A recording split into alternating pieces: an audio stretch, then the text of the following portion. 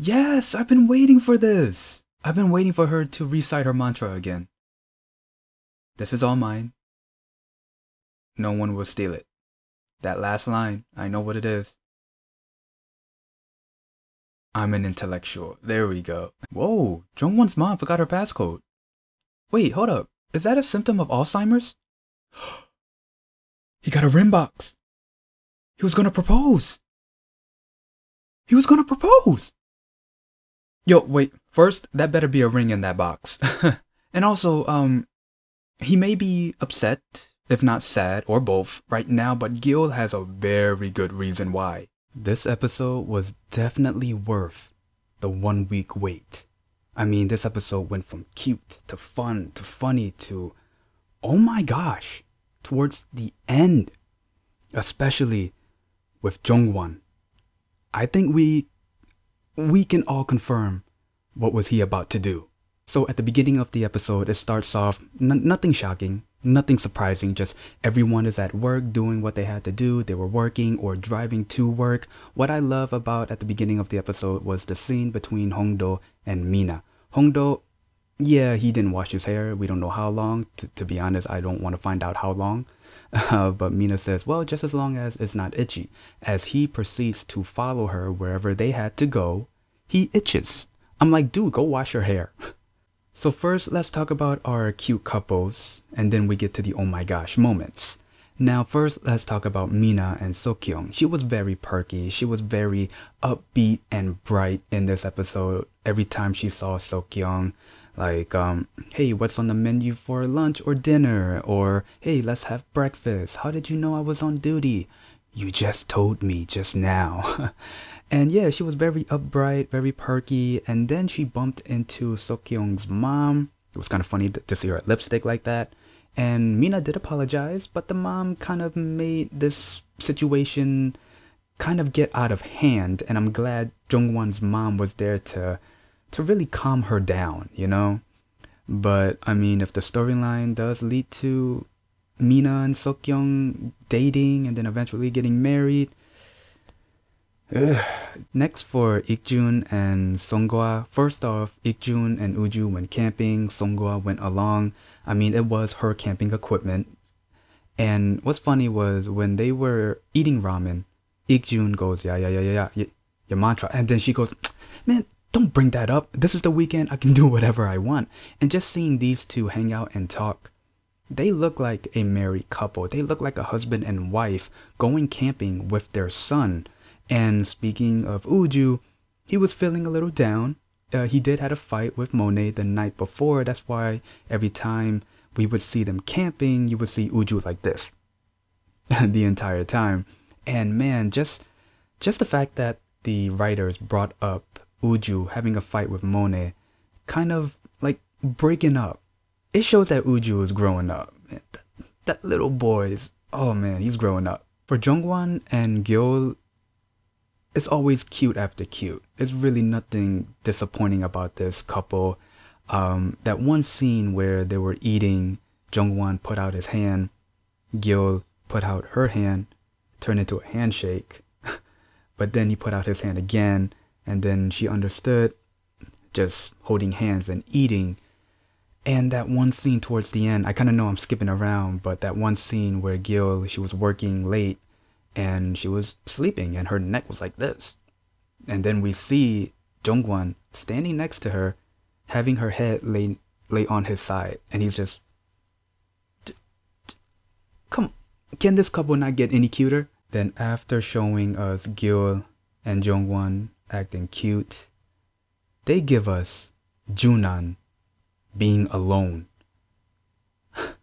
How do you show us our favorite couples and then showing us Junan? I know he's alone, but oh man, I felt bad for him, man.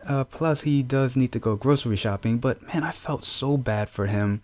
And when he was eating, I guess a bun and soda, he kept coughing. I thought something was wrong, and then when he was coughing and then he kind of went off screen, I was like, whoa, what happened? It turns out he was eating too fast and he was cleaning up. I was like, yo, don't scare me like that, man. Now let's talk about the patients. The first one I want to talk about is the girl who got into the motorcycle accident. We got to see her after she woke up. So it turns out that her Broca's area is damaged. That's why she has trouble speaking. She can understand everything, just having trouble speaking. And she only had one scene, so I'm hoping to see more of her. Well, we will see more of her. I'm hoping to see her and Song-young a little bit more. I feel like there's going to be a romance route between the two. I mean, he was always there by her side when she was in a coma, and he was there when she showed movement. And yeah, and also her boyfriend was never there to begin with. So just seeing the two, I guess, have that connection and build that relationship, I think it can lead somewhere. It doesn't have to be romance, but I think the writers could develop romance between the two. And then let's get to the guy who was very on edge about his sister's surgery.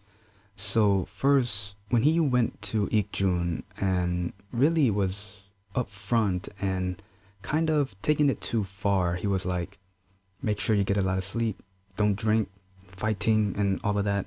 And Yoonbok, she kind of gave him that look where it's like, when I saw that, I was like, oh, what's going on here? Later we find out that if you were in his position, you would do the same thing. And Ik-jun had that talk with Yoonbok, and Yoonbok understood that I was wrong about him, you know? But then Yoonbok remembered that she was in the same position. She remembers going to a hospital yelling at doctors because someone she knew needed help, and she forgot about it and she did tear up. So it was a nice lesson and a nice way to remember you really do need to understand from a patient's point of view, even if they're out of line.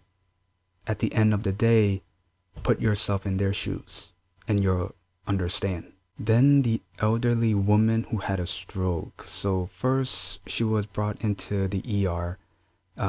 Song-young was trying to find out any families of hers, and they were having trouble trying to find her family's contact information. Eventually they found it.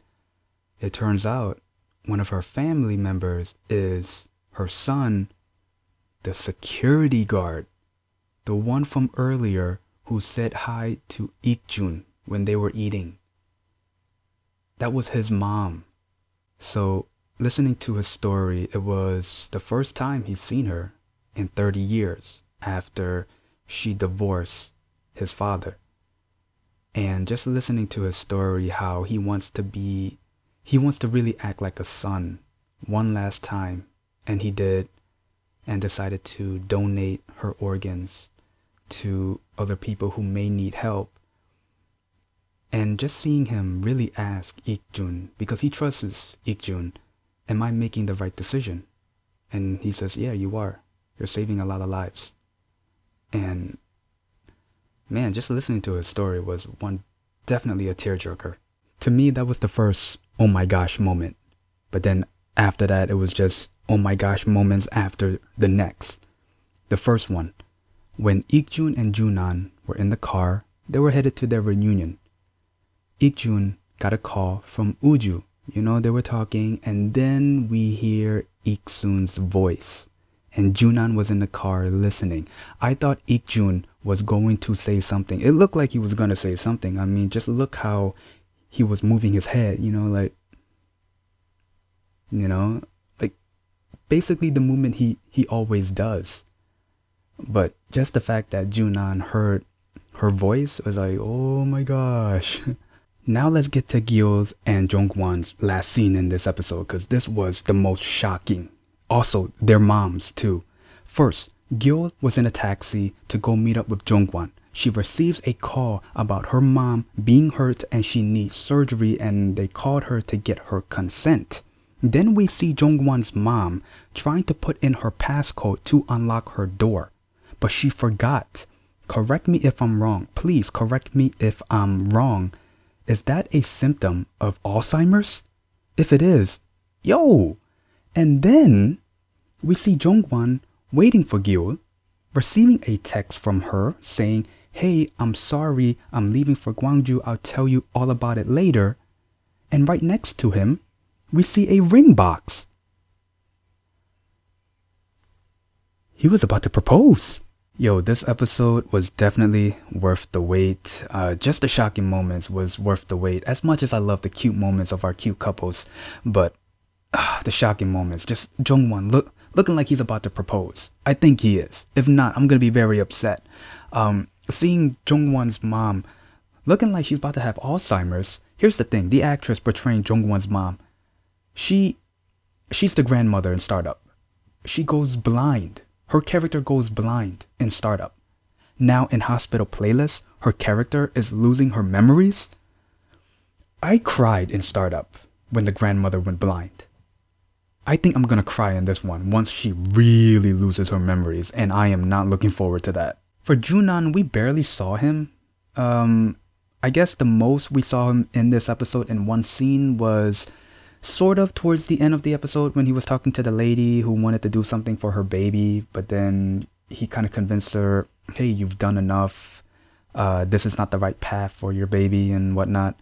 But yeah, just barely Junan in this episode. You know, I think Ik-jun could be planning something for Ik-sun and Junan. First off, it's not a coincidence that Ik-sun called during their car ride. And plus, it's Ik-jun. That's your reason. It's Ik-jun. So yeah, that's pretty much the gist of the episode and my review. If there's anything I might have missed, please leave it in the comments below. Other than that, if you like this episode, leave a like, comment down below, and subscribe. See ya.